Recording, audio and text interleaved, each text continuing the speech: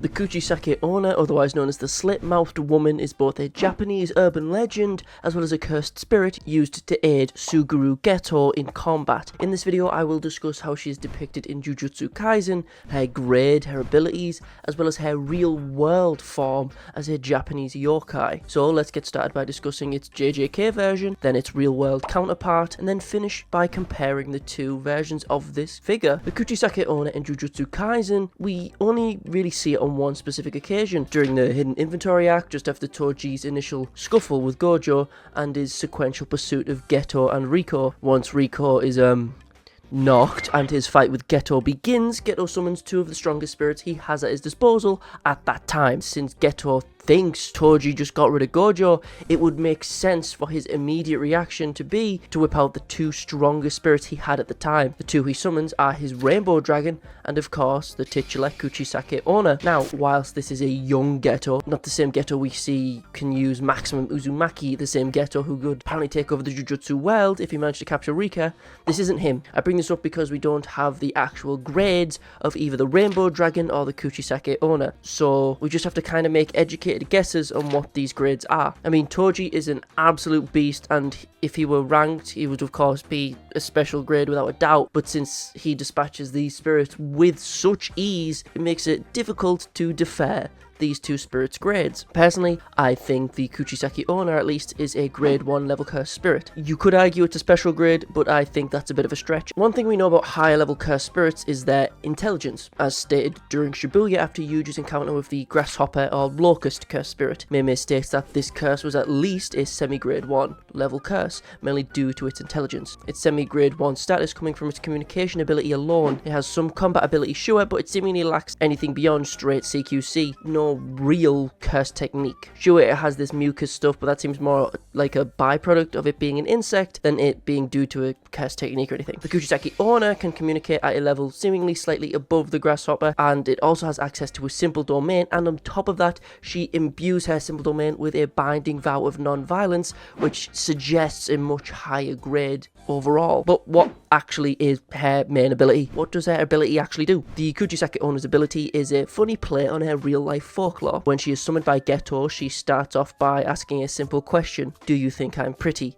This verbal act creates a simple domain that is imbued with a binding vow of non-violence between both her and the person she communicates with, similarly to something like Higuruma's domain. No violence is allowed until a condition is met. The condition in this case is the non-violence binding vow is released once the person being questioned answers the question. After the question is answered, multiple sets of shears mirroring the pair in the spirit's hand surround the person who answered the question. The shears around the answerer's body are structured in a way that seemingly restrict their movement. However, since Toji destroys the domain shortly after this, as well as eliminates the spirit itself, we don't know if there is any more to this ability. However, personally, I believe if this spirit is anything like its real-world counterpart, I, like my own personal little headcanon here, I imagine that the spirit would ask the same question again: do you think I'm pretty? Or some iteration of that. And then after the person responds, the shears surrounding their body would close and kill the person being asked. But as I say, she didn't really get much of a chance to show off her abilities. There might be a small mistake in the manga, kind of, regarding the Kuchisake-Onna. When you look at this panel, it suggests that Toji uses this standard katana to kill a Kuchisake-Onna, which is kind of weird because curses need to be killed with cursed energy, or in the case of Toji and Maki, cursed tools. In the anime, they changed this scene, so it suggests that during Toji's destruction of the Kuchisake-Onna's simple domain, he also cut her down with the inverted spear of heaven, which makes sense as we don't see her after this shot, and the inverted spear of heaven would be able to destroy her. In the manga, after Geto fails to capture Toji's inventory curse, Toji cuts both Geto and the Kuchisake-Onna, whilst the inverted spear is in the end, meaning he used this katana. But in the anime, he cuts down only Geto. Yes, you could argue that maybe this sword isn't the non-cursed tool from earlier that pierced Gojo, maybe it's just a standard sword cursed tool. There are plenty of those in the series, but personally, I believe it's just a minor oversight by Gege, hence why it was corrected in the anime. TLDR, to break this down so it's a little bit easier to understand, in the manga, both swords have a black handle, so they're both likely the same sword. In the anime, they both have a white handle, meaning in both cases, in both the anime and manga, these are the same swords. If that's the case, there is a mistake in the manga, as this non-cursed tool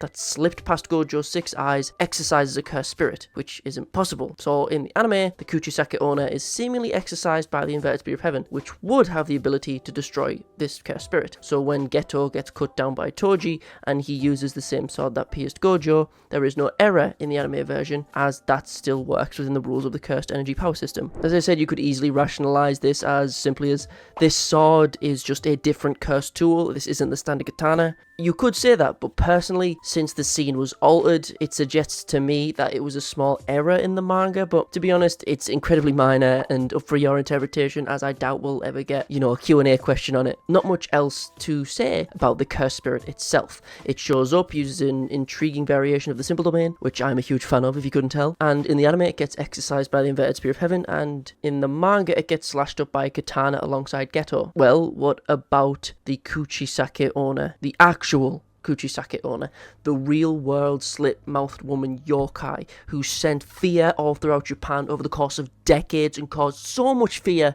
among the Japanese general public that no one knew if she was actually real.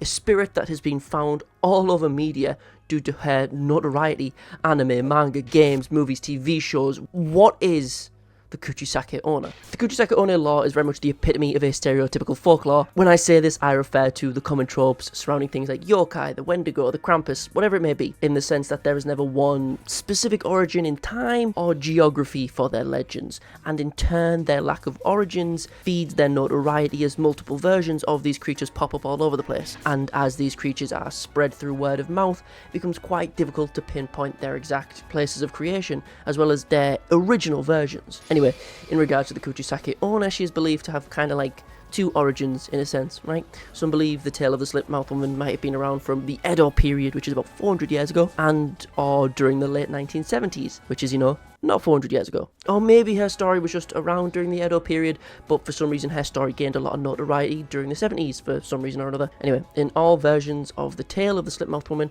there are a few things that stay the same. Usually she's described as a relatively normal looking woman from a distance, sometimes wearing a trench coat, sometimes wearing just a red coat, but she always has usually black hair adorning her head and a covering over her mouth. She will approach sometimes children, but this can change depending on who you ask. She'll approach them adorning a mask of some sort to hide her mouth, and she will ask those who she approaches a few things. When approaching someone, she will ask, "Do you think I'm pretty?" If they say no, she kills them on the spot. If they say yes, the woman continues to remove her mask. In the more modern versions of this tale, it's usually a surgical mask, and she will ask again, "Do you think I'm pretty?" If they say yes, the Kuchisake-Onna will cut their face the same way as hers, so they'll bleed out and just die. And if they say no, she'll just kill them on the spot, or she'll follow them home and kill them. Like, there's a lot of iterations, but if you say no the second time, you die anyway, right? Usually her weapon of choice is a long pair of scissors, but yet again, it rarely changes, but sometimes that can too. Now, it's said that the reason she became a vengeful spirit is due to her cheating on her samurai husband whilst he's away.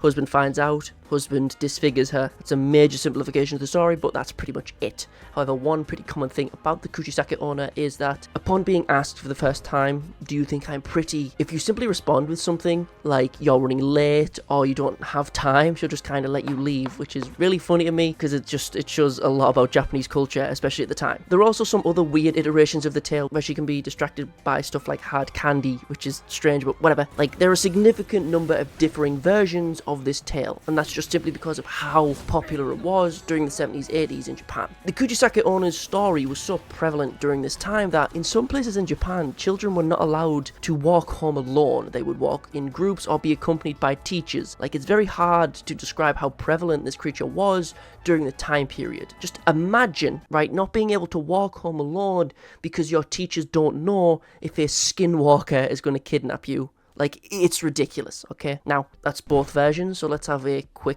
comparison between the two, okay? The JJK variant clearly takes a lot from the original legend of the slit-mouthed woman, wearing a trench coat, which is common among a lot of the versions of this story. Her face is covered, but in the JJK variant, she is wearing bandages on her face, as well as the rest of her body. The JJK version also has a myriad of eyeballs covering her head, which gives more of a monstrous design, along with those razor-sharp teeth, and these aren't really mentioned in any of the versions of the stories I've found. The cursed spirit also uses a set of shears, which are pretty much just old school scissors, so that also ties in the real world version. And the most iconographic part of the legend her question, do you think I'm pretty? And it's tied into the use of her simple domain, which I think is a pretty cool and neat play on her legend as a yokai. I think that's really cool. Overall, I feel like Gege's use of this legend as a part of Geto's arsenal is both cool and disappointing. And we never got to see enough of it. And I probably doubt we'll ever see more of this iteration of this cool urban legend of the slit-mouthed woman in Jujutsu Kaisen. And it's a shame. If there are any other curse spirits that you think have a bit more to them and you want me to explain, please let me know. Maybe you want me to talk about Toji's inventory curse. Oh, well, I already have a vid in it.